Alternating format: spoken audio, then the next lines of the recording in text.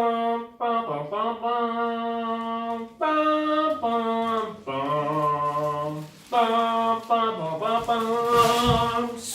poncho! Boom! Now we've put the poncho away and we've stopped mucking about. Or have we stopped mucking about? First of all, before we go to the exercise, I want to show you these amazing Superman trainers. Because we're repping the DC as well as the Marvel. I know there's a lot of fans of both out there, so I want to cater for both. I love both. Listen, I want to train like a hero, any hero. And the way we're going to do that today is we're going to train like Superman to build some super shoulders. We're going to be doing the lateral raise. Now, lateral raise, probably all familiar with, is this one. It's the one where you lift the weight to your sides. Very simple exercise. Now, can I teach you how to do a lateral raise is the question I'm going to ask you. And I hope the answer is no, but a lot of the time the answer is in fact yes, because I'm going to explain with a demonstration actually, because you're going to probably appreciate that more. But let's have a look at how we see a lot of guys in the gym performing a lateral raise. I'm just going to pick up these weights here. Okay, we're going to deadlift the weight up. I don't care how light it is. Safety for the back comes first. Although I'm going to jeopardise the safety of my back to demonstrate the wrong way to do this exercise right now. So I've got 12.5 kilos here. That's pretty heavy, man, for this exercise. But a lot of people might disagree with me because they're performing them like this. Okay, so we're getting a nice starting point here. Now we're going to throw the weight up. Oh yeah, I feel really manly throwing this big weight around. Oh yeah, I'm shrugging the weight up.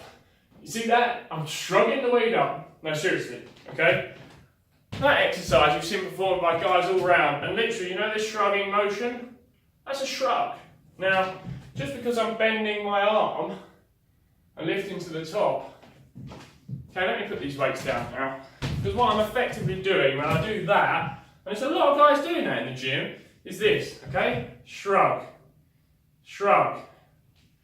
Which is great for the traps. Now, be honest guys, how many of you have done a shoulder workout that involved this exercise? 2 days later you wake up thinking, my shoulders are going to be burning, man. I've had such a good workout.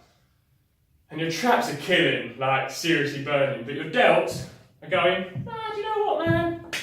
Haven't really trained me. I'm kind of fine. Now that's the reason. You've been shrugging the weight. And you've probably been chucking the weight around. You might as well have been thrusting the weight. Graphic. But honestly, that's what I see a lot in it. And I see a lot of this as well. Now, bending the arms and doing this. And still throwing it around. What you're doing is shortening the lever there. So effectively, I've gone from here, where I could use a lightweight, to here, where I can use a super heavyweight, because the weight is closer to the shoulder. So it's a little bit of a waste of time lifting those weights, because number one, you're shrugging them. Number two, you're not in probably the best anatomical position, especially when you're throwing yourself around like that, and you've got no control.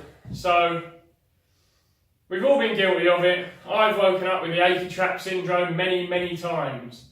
So, how are we going to fix it? How are we going to grow super medial delts, super wide shoulders? How are we going to come out from the gym feeling like Superman? I'm going to tell you. And firstly, it's going to involve using a much lighter weight than you're used to. So we're going to go away from the 12s, and we're going to go into some 5s.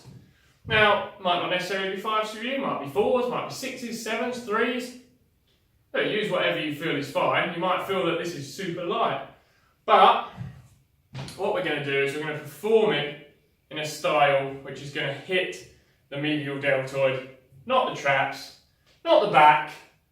You know, we're not going to hurt ourselves. We're going to train like heroes, and we, as heroes, want to train the part of the body that we're actually intending to train. So, let's go.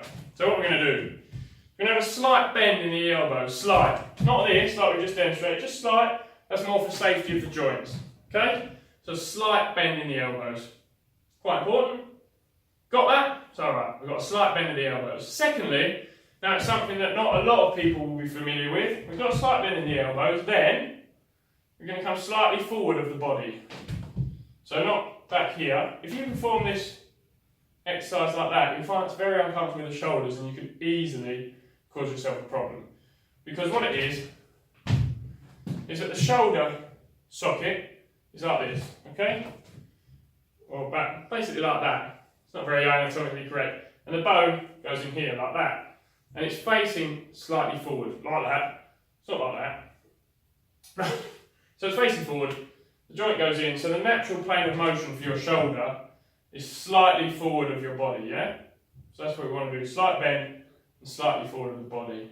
And then, what we want to do is we want to slow it down and control the motion, right?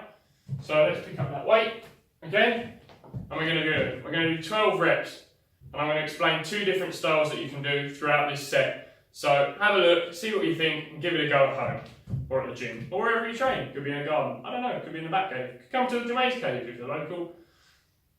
Whatever, I'm talking too much, let's go.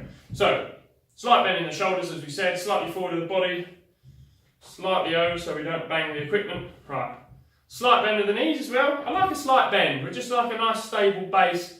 We're not going to damage any of our joints. Then, what we're going to do is we're going to lift for 1 second.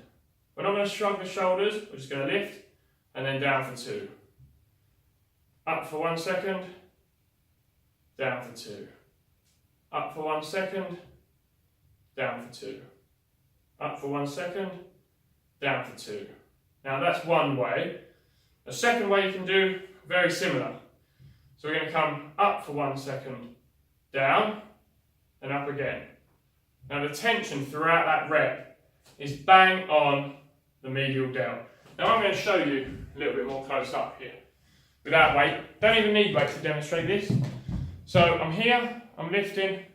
You see, the tension is here. Not here, like before.